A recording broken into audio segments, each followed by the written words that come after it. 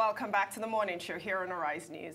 Joining us now to take a look at the news stories making headlines across the globe is Arise News correspondent Aron Akerejola. Good morning, Aron. Yeah, good morning, OG. How are you? Doctor, it's good to be here today. Thank you for joining us this Wednesday. Yes, and a lot is actually going on as usual around the world, and we'll be starting from Nigeria. As always. As always. All right.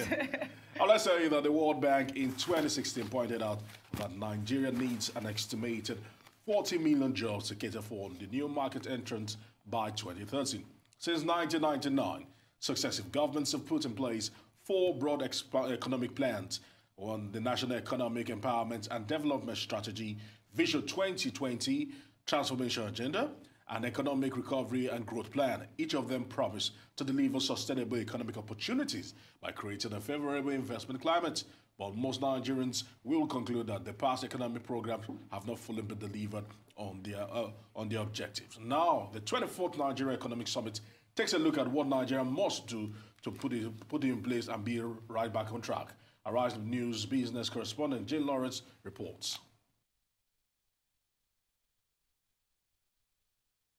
Nigerian Economic Summit finally comes to an end with a plenary session on sustainable economic opportunities. Minister of Finance Zainab Ahmed says government do not necessarily have all the expertise required to pull the country in order to make a quantum leap. What we're doing now is significant, but it's not enough. We need to do a lot more. The people that are in government don't have all of the expertise that is required to really pull our country and make that quantum leap which is required. So we have to engage more with the private sector. We are doing a lot of engagement, but we have to enable small enterprises to access finance. We have to provide basic infrastructure, especially power for businesses, whether it's a barber or hair salon or a small restaurant or cafeteria or a tailor, to be able to run their business without having to run the generator, ramping up their costs. We have to make sure that transportation cost is reasonably low, and also that it is effective and available. This reduces the cost of doing business. According to Peter Lewis, the Director of African Studies, Johns Hopkins University, there can be a range of policy solutions that the present challenges that Nigeria face. I think there can be a range of policy solutions to the present challenges that Nigeria faces. Some countries have taken a heterodox approach, combining some elements of government intervention and protection with market opening and market incentives. Other countries have preferred a more laissez-faire, or what some would call a neoliberal approach. Others have been highly interventionist. So we can talk about South Korea on the interventionist side during their industrialization push, Chile on the neoliberal side during their economic reforms in the 1970s, and perhaps Malaysia or Indonesia on the more heterodox side.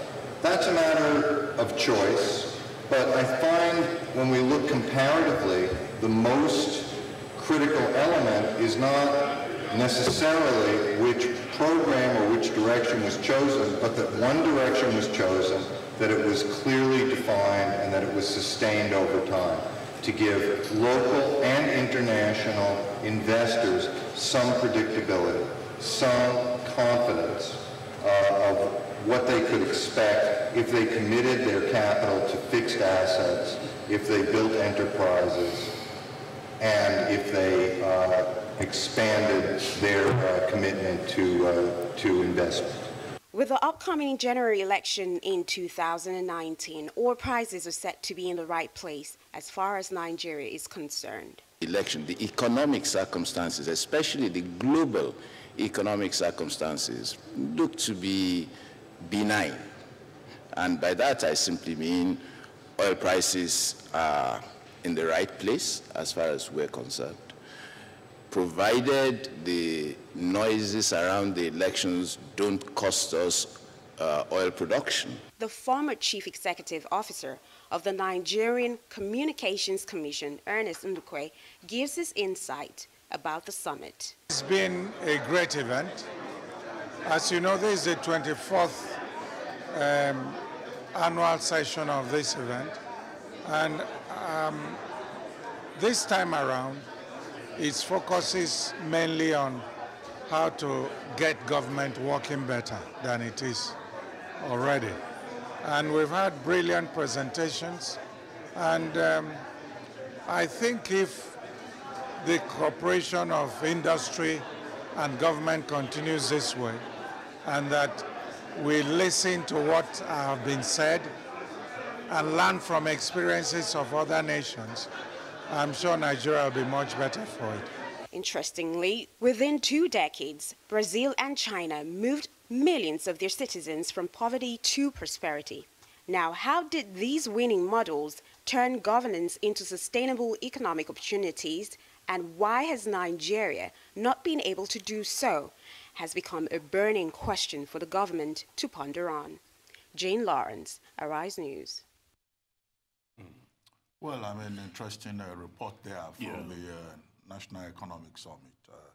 First, I would like to congratulate the National Economic Summit Group for being able to organize this forum regularly, providing interaction between policymakers and the private sector. I mean, the main quality of the effort is that, you know, on a regular basis, both policymakers and private sector players and others come together to discuss key issues that can serve as input into government and good governance.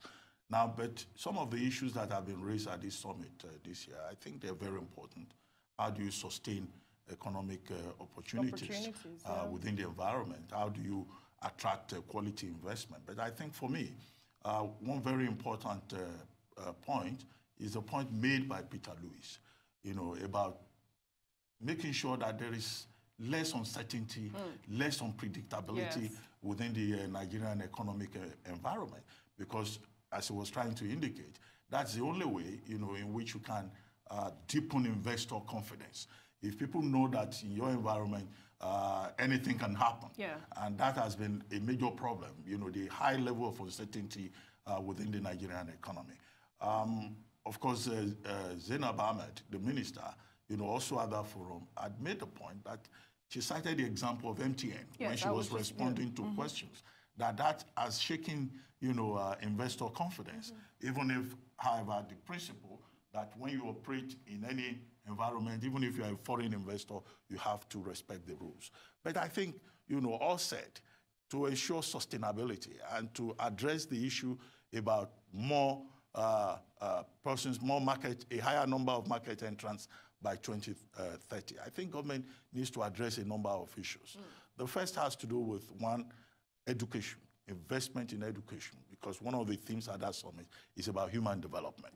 Now, if the market, the Nigerian market, is going to have more market entrants, what is the level of skill of the people we are producing? Okay, most of the people coming out there on the you know, poor side of the economy, how many, you know, skilled persons are we producing to put them in the more productive sector of the economy? So education, I think, is important. The issue of infrastructure is an eternal issue that Nigeria needs to address. I mean, an investor will need infrastructure. And infrastructure in this regard, in transportation, in the energy sector, in agriculture, you know, to reduce... Power sector. Yeah, the power sector. That's why I said energy, you know, to reduce this over-dependence also on oil, which is responsible for the boom and bust circle that we have within the Nigerian economy. And then the big part, which is, you know, a major focus for the economic summit, has to do also with policy. You know, there is a misalignment between, for example, what government does with exchange rates and trade policies, making it difficult for the investor to be able to plan, to be able to predict outcomes. So these are, you know, old issues, you know, but it's good that we continue to remind ourselves. And I hope that the policymakers, you know, will listen, would, you know, have good takeaways from a summit like this. One more point that came up in that summit was also raised, I think, by the ministers, Zainab Ahmed, when she drew attention to the population crisis that we face in Nigeria. Okay, I know this is a very sensitive point, but she said that the government is already talking to stakeholders, particularly traditional leaders and religious leaders, what can be done about population. And there's an indication that government is thinking of, say, a woman, you know, can only have 4 children. Yeah, but I mean, they had that kind of policy in place in China. I think they've really softened it right now. I think the most important thing to take away from the summit is the fact that they have to create programs that can provide, you know, sustainable economic, you know, opportunities for to drive the economy forward. I think that's really what it is, that the government should really focus on creating policies that can, you know, foster programs that would help our economy grow. Yeah, and the policies, you know, must be consistent, you know, and again, above all, there must be that political will to lead, you know, because you also have a problem in terms of the leadership skill set that Nigeria has. Yes.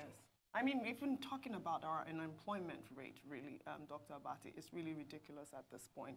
There are no jobs right now in Nigeria. I think that in the third quarter of 2017, about 16 million people were recorded as unemployed. So yeah, but really the thing is, I mean, if the manufacturing sector is productive, if all these sectors are productive, if they have the basic support systems, then, you know, the absorptive capacity within the economy will be expanded, and they can take in more people. But it's not just about taking in more people, taking in people in productive sectors and persons who have the capacity, you know, to compete and add value. Right. Aron Akerejola said that earlier in the year that this government has produced 6 million jobs. Yes. All right, let's move No, not jobs that are created on the pages of newspapers. We're talking about real jobs. Real jobs, okay.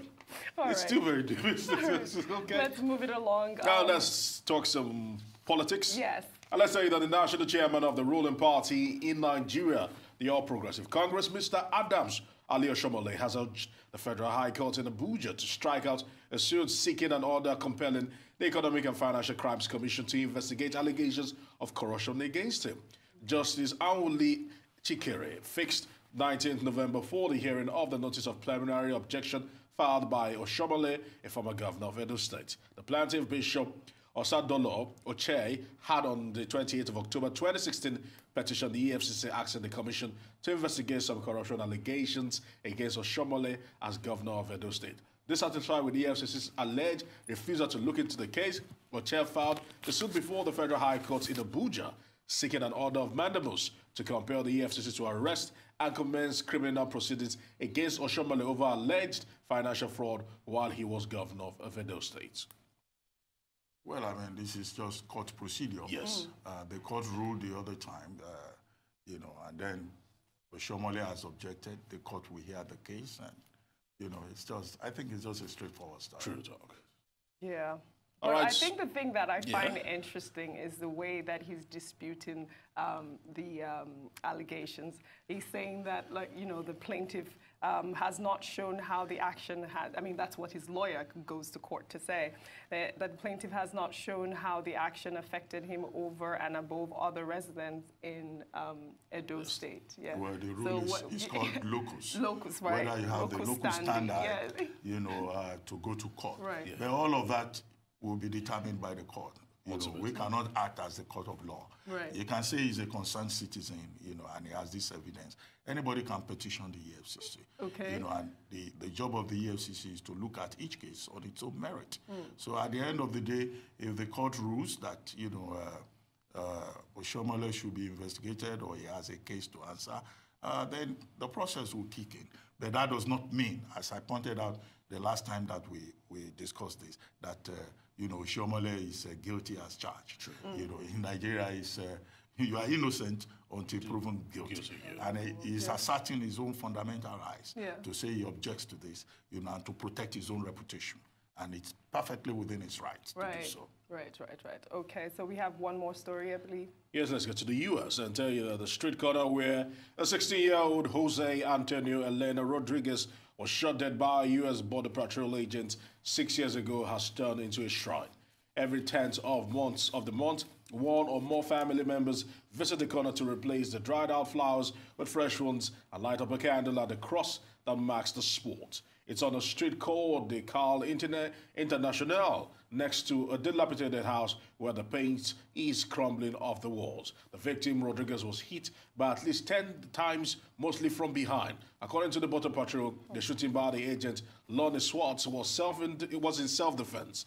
People were alleged throwing rocks over the border, which sometimes happens to distract Border Patrol guards from drug smugglers climbing over the fence. Well, I mean, you recall that Leonard Swartz was acquitted in April when, his lawyers and even the Border Patrol insisted that he acted in self-defense. But what was not resolved at the time was whether this is a case of voluntary or involuntary manslaughter. Yeah. And so, a jury has been constituted to carry out a retrial. But what is more important about this case is how it takes the issue of persons killed by Border Patrol agents, how it takes the matter forward in terms of, one, whether if you are killed, by a U.S. agent across the border, as happened in this case, whether you can sue. True. Okay? And whether parents of foreigners, who are killed by U.S. border agents can also sue within the United States. And whether, the neighboring country can institute a suit. So these are issues that have been on the table since 2010, when the Supreme Court raised those legal issues in the matter of the killing of another teenager, Sergei Hernandez. Yes. Okay, so whatever decision that is taken at the end in this matter will be an important precedent for matters relating to the rights of persons that fall within these circumstances. But again, it's very unfortunate. This is another illustration of, the risk, that persons who try to cross the border face. What makes this particularly tragic is that in the case of the young man, Jose Antonio Rodriguez, he was not even trying to cross the border. According to his mother, he was going home, right? Yeah.